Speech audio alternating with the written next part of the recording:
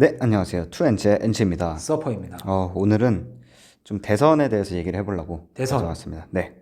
그 일단 24년에 슈퍼 대선이라고 거의 전 세계 대부분 그 세계 인구의 절반이 투표를 하는 해입니다. 맞습니다. 그래가지고 뭐 유럽도 있고 미국도 있고 뭐 대만도 있고 여러 가지에 있습니다. 대만 끝났죠. 아, 대만 끝났네요. 대만 뭐 끝났습니다. 인도도 있고요. 인도도 끝났나요? 인도는 아직 안 끝났어요. 네, 어찌됐든 슈퍼 대선이 있어가지고 여기에 대한 주식 시장의 영향, 음. 뭐 바이든 관련주, 트럼프 관련주라고 말하긴 좀 그렇지만 사실 어찌됐든 관련주보단 피해주. 맞아요. 피해주 뭐 관련주 내가 가진 주식이 피해 받을 거냐. 어떤 걸 피해야 되고 어떤 걸 집중해야 되냐 이런 거를 좀 얘기를 해보려고 가지고 왔습니다. 좋습니다. 네. 우선 이유부터 조금 들어가 보면은 일단 제가 신재생 투자자 아닙니까? 그렇죠. 신재생 투자자라면은 이유도 조금 생각을 해봐야 돼요. 일단 이유에서는 지금 극우파, 그러니까 우파 정당들의 힘이 굉장히 세지고 있어요. 그래서 대표적으로 지금 독일이랑 네덜란드에서 우파 정당이 굉장히 지지를 얻고 있는데 그 이유 중에 하나가 이 그린 에너지 지금 굉장히 드라이브를 많이 걸었잖아요. 네. 이거에 대한 반발 심리가 굉장히 많다고 합니다. 아. 네, 반발 심리가 많아서 이 우파 쪽에서는 이 그린 에너지를 별로 안 좋아하죠. 좋아한다. 네, 안 좋아해서 조금 지지를 많이 얻고 있는 아. 그런 실적입니다. 그래서 왜 안 좋아하냐라고 하면은 크게 이 에너지 가격이랑 두 번째로는 이민자 때문인데 네덜란드 쪽에서는 이민자에 대한 이슈가 크고 독일은 에너지 가격에 대한 게 좀 크거든요. 그래서 저는 이제 엠페이즈 주주죠. 그렇죠. 엠페이즈 같은 경우도 실적 발표를 보면은 이 독일에서 히트펌프에 대한 수요가 굉장히 크다라고 이야기를 하거든요. 네. 이게 뭐냐면 이게 이제 저희가 흔히 생각하는 보일러 방식이라고 생각을 하면 됩니다. 네네. 그래서 석유를 이용해서 이제 그 방을 데피는 거죠. 네네. 이런 방식이 원래는 주된 그거였는데 뭐 장점은 싸요. 싸고 따뜻해요. 근데 이제 이 히트펌프라고 해가지고 조금 이 열 순환을 이용한 네. 그런 방식이거든요. 그래서 여름에는 따뜻하고 겨울에는 따뜻하고 여름에는 좀 시원하게. 그래서 조금 친환경적인 방법으로 사용을 하고 있고 그 엠페이지 같은 경우도 이 히트펌프를 설치를 하면서 여기 ESS까지 같이 다는 그런 수요가 굉장히 많다라고 누누이 이야기를 했었습니다. 그게 차이점은 석유를 쓰냐 안 쓰냐의 차이겠네요. 맞아요. 석유를 쓰냐 안 쓰냐의 차이고 뭐 여러 가지 차이가 있지만 이게 에너지 효율성이 굉장히 좋아요. 에너지 효율성이 좋고 단점은 비용이 높습니다. 그래서 비용이 한 2만 유로 정도 높다고 하거든요. 설치비 그 초기 비용이. 초기 설치 비용이. 네, 2만 유로면 사실 절대 작은 돈이 아니거든요. 비싸죠. 엄청나게 비싼 돈이어가지고 당장에 지금 우리가 힘든데, 그러니까 뭐 장기적으로 가면 이게 훨씬 그 에너지 가격을 절감을 할 수는 있는데 당장에 이 2만 유로가 부담된다라는 거죠.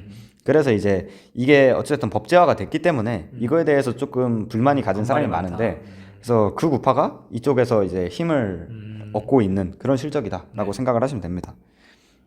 그래서 일단 이 극우 정당들의 그 반응을 보면은 이 정책을 보면은 일단 네덜란드 같은 경우에 CO2 절감 정책 중단합니다. 네, 정책 중단하고 풍력 및 태양광 프로젝트 중단합니다. 이 네덜란드 같은 경우도 엠페이즈한테 가장 큰 시장이거든요. 그래서 사실 엠페이즈는 그 미국도 미국인데 유럽도 굉장히 지금 위험한 매크로 환경이다라고 생각을 하시면 돼요. 엠페이지뿐만 아니라 태양광 투자하시는 분들 모두 다. 그렇네요. 네. 친환경 전체가 다. 맞아요. 그래서 뭐 미국도 미국인데 유럽이 지금 조금 반발이 많지 않았나 그런 생각이 들고, 그래서 목적은 에너지 가격 낮추기예요.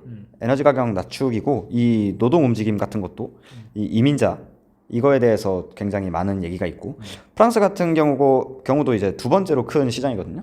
그 태양광 쪽에서 여기도 마찬가지로 에너지 가격 낮추기가 메인입니다.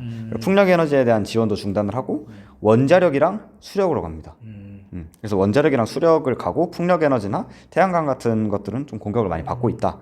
그 다음에 독일 아까 말씀드렸듯이 이제 원자력 발전소 가동 재가동을 하고 있는 거고, 원자력 관련 R&D를 집중을 하고 그 친환경 에너지 관련해서도 뭐 넷제로 계획 중단, 여러 가지의 좀 많은 변화가 있어요. 이탈리아도 마찬가지죠. 그래서 유럽에서도 굉장히 좀 친환경 투자자 입장에서는 안 좋은 흐름이 계속되고 있다. 보다 보니 원자력을 사야겠는데요. 맞아요. 네, 그래서 원자력이. 네, 뒤에도 말씀드리겠지만 원자력이 굉장히 좀 중요합니다. 요즘 그래서 지금 올라가지고. 맞아요. 그래서 지금 우라늄 가격도 뭐 16년 만에 최대치로 올리고 있잖아요. 그래서 그 이유가 다 있다라는 거고. 그래서 가장 중요한 미국을 조금 들여다보겠습니다. 일단 그 뭐 다들 아시다시피 이번에도 바이든과 트럼프의 전쟁이 될 확률이 굉장히 높아요. 뭐 아직 확정된 건 아니니까. 그렇죠. 그래서 이 둘에 조금 보면은 그 바이든은 이제 finish the job 하던 일 마저 끝내겠다라는 슬로건이고 트럼프는 이제 make America great again. 다시 지난번에 이제 갖고 왔던 거죠. 예 맞아요. 미국을 위대하게 하겠다라는 거고 크게 네 가지로 나눴습니다. 재정 정책, 무역 정책, 에너지 정책, 공급망 정책으로 나눠서 이 둘의 그 차이를 한번 보도록 하겠습니다. 일단 첫 번째로 재정 정책이에요. 이거 굉장히 엄청 크거든요. 차이가. 일단 바이든부터 보면은 법인세를 28%로 인상합니다. 현행은 21%고요. 28%로 인상을 한다. 그 다음에 기업들의 바이백 텍스를 4%로 인상을 한다. 이거 가지고 이제 버핏과 멍거도 굉장히 많은 공격을 했었죠. 현행은 1%의 텍스가 있습니다. 다음에 이제 개인 최고 세율을 39.6%로 인상을 합니다. 현행은 37%인데 2.6% 정도 올리는 거고. 다음에 이제 백만장자 대상으로 해서 이제 미실현 소득의 25%. 이거 참 미친 짓 같은데. 주식에 대한 이득 같은 거죠. 그쵸, 뭐 주식이나 뭐 여러 가지 부동산이나 실현을 하지 않았으면 저희도 우리나라도 그거 세금을 안 떼잖아요. 근데 미실현 소득에도 25% 세금을 부과하겠다. 그러니까 정리를 하면은 이 바이든은 결국에 돈 더 걷겠다네. 기업 그리고 부자 증세입니다. 부자 증세입니다. 근데 반면에 이제 트럼프 같은 경우에는 법인세 18%로 인하합니다. 현행이 21%였고 그 다음에 이제 세율 구조를 간편화하는데 지금 우리나라도 뭐 세율 구조가 굉장히 복잡하잖아요. 근데 미국도 마찬가지고 15% 30% 두 개 구간으로 줄이겠다라는 거고 지금 그 미국 같은 경우에 개인 최고 세율이 37%거든요. 네. 그러니까 부자에 대한 감세죠. 그렇죠. 부자에 대한 감세고 기업에 대한 감세입니다. 그래가지고 굉장히 큰 차이가 있습니다. 이거에 대해서. 그래서 이거는 제가 조금 나중에 얘기를 하겠습니다. 네. 그 다음에 이제 무역 정책 관련된 건데 무역 정책은 사실 메인은 똑같아요. 중국을 견제하겠다. 사실 바이든도 지금 하고 있죠. 네. 근데 이거에 대한 방법과 강직도가 조금 달라요. 바이든 같은 경우에는 동맹국과 공동 대응을 하겠다라는 거예요. 그래서 지금 일본, 한국, 대만과 치포를 결성하고, 했죠. 네, 그 다음에 이제 일본과 네덜란드를 통해서 반도체 장비도 수출 제한을 했습니다. 그래서 이렇게 좀 동맹국가랑 이제 조인을 해가지고 너네 왕따를 시키겠다 이렇게 대응을 하고 있는 거고 트럼프 같은 경우에는 엄청나게 그 강경하게 대응을 해요. 여기에 굉장히 많은 내용이 있었거든요. 그래서 제가 좀 정리를 해온 건데 거기에 90%는 중국에 대한 거예요. 그래서 첫 번째로는 일단 핵심 공급망이라면 제약, 의료, 식품 이런 것들에 대해서 강화를 하겠다라는 거고 이 차세대 기술, 반도체, 배터리, AI 이게 지금 많은 분들이 트럼프가 되면은 신재생이 조금 안 간다라는 생각을 하고 계시고 우리나라 같은 경우에 배터리 굉장히 그 트럼프 리스크 있잖아요. 근데 있을 만한 게 이 반도체 같은 경우도 배터리랑 마찬가지로 이 중국 견제 때문에 엄청나게 타격을 받거든요. 그래서 뒤에도 제가 얘기를 할 것 같은데 이 배터리 산업 자체가 이 광산이 거의 중국이랑 러시아에 있어요. 원재료가. 예, 원재료 광물이. 그래서 트럼프는 이 전기차 EV 전환에 대해서 굉장히 부정적입니다. 내연기관차 타라 그냥. 이거 뭐 좋으라고 전기차를 가냐. 이거 중국이랑 러시아 도와주는 거다라는 입장이기 때문에 이런 것들에 대해서도 수출이나 수입 관리를 굉장히 빡세게 할 것 같습니다. 그 다음에 이제 수출 규제를 강화할 거고 그리고 이거는 우리나라에도 조금 치명적인데 대부분의 국가 수입품에 기존 관세 10% 추가 적용하겠다. 그러니까 관세를 올리겠다라는 거예요. 그러니까 미국인들은 미국 제품을 써라라는 게 굉장히 그렇게 되는 거고 그 다음에 이제 화폐 절하에 대해서는 그에 대한 상응하는 폭만큼 추가 인상을 하겠다. 이건 이제 일본을 저격한 거죠. 일본 같은 경우에 그 지금 엔화가 굉장히 많이 절하돼 있잖아요. 그렇죠. 근데 이 엔이 떨어짐으로 인해서 수출이 쉽죠. 일본은 좋고 그 다른 그 일본이랑 무역 상대국들은 굉장히 안 좋은 거란 말이에요. 그래서 미국이 굉장히 불편해요.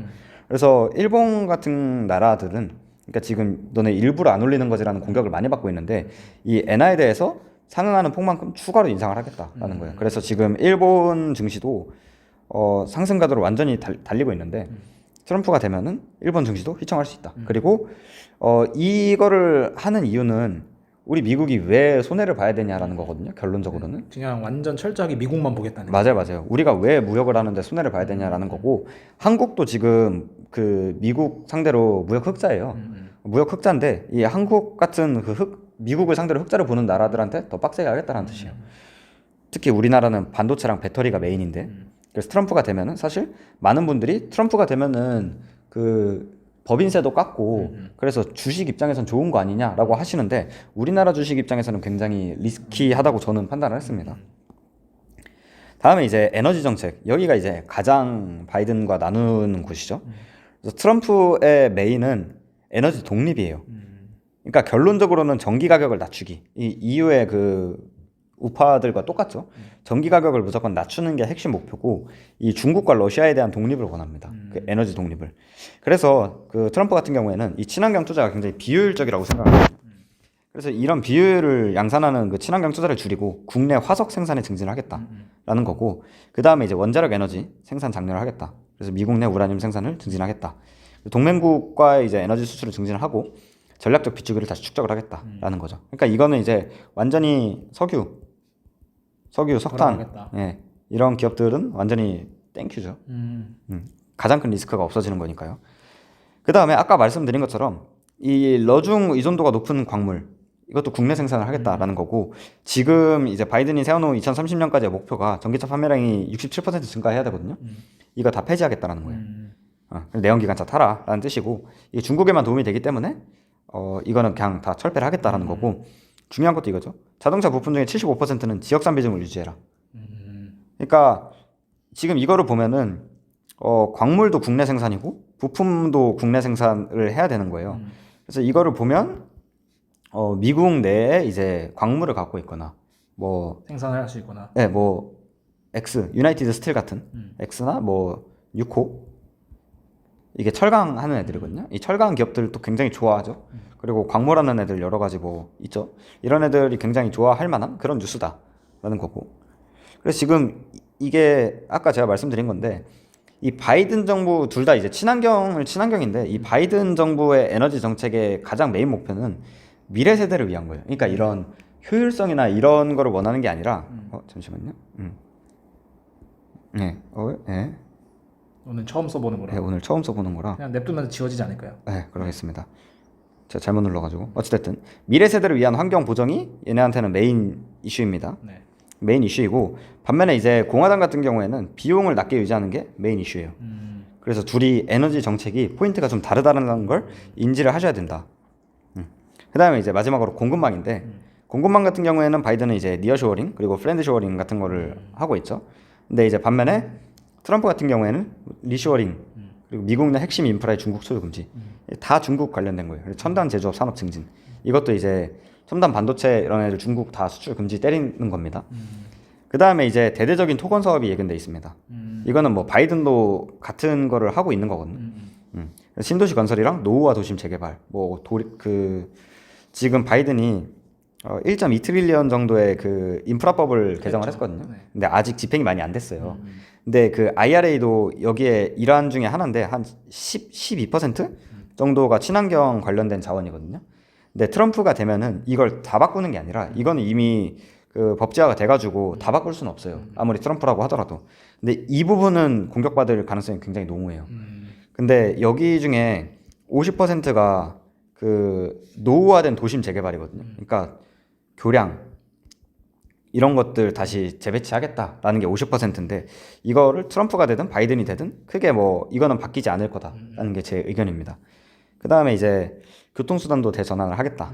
교통운송 혁신하겠다라는 겁니다. 그래서 이 둘이 이렇게 다르고 그럼 이제 이 둘이 지금 현황이 어떤가 지지율이 어떤가에 대해서 조금 살펴보겠습니다. 일단 엄청나게 박빙이에요. 그 바이든이랑 트럼프랑 엄청나게 박빙이어서 사실 아직까지 몰라요.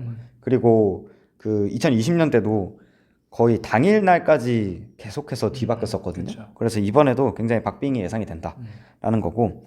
근데 이제 이거는 대통령이 지금 뭐 국정을 잘 하고 있냐라는 설문조사 같은 건데 트럼프가 이게 빨간색이 트럼프 임기 기간 동안의 레이팅이거든요. 역대 최악의 대통령으로 평가받습니다. 이 정도 레이팅을 보여준 대통령이 없었는데 이 파란색이 바이든이에요. 이미 지금 트럼프를 이겼습니다. 그래서 트럼프보다 더 최악으로 평가받고 있는 바이든이다. 그래서 민심이 그렇게 좋지가 않습니다. 네. 그 다음에 이제 미국은 상원이랑 하원 이렇게 나뉘어져 있어요. 네. 그래서 사실 대통령이 누구냐도 중요한데 상원이랑 하원이 민주당이냐 공화당이냐도 굉장히 중요해요. 그렇죠. 그래서 상원 같은 경우가 하원보다 더 중요하다라고 생각을 하시면 되고 상원 같은 경우는 상원에서 이제 상원 같은 경우는 지금 공화당이 굉장히 유리한 상황입니다. 그래서 이게 3분의 1씩 바뀌는데 뭐 이렇게 디테일한 거는 굳이 알 필요가 없고, 지금 민주당이 이렇게 지금 경합 지역이 이렇게 표시되어 있는 거거든요. 경합 지역에서 민주당이 다 이겨도 50대 50이에요.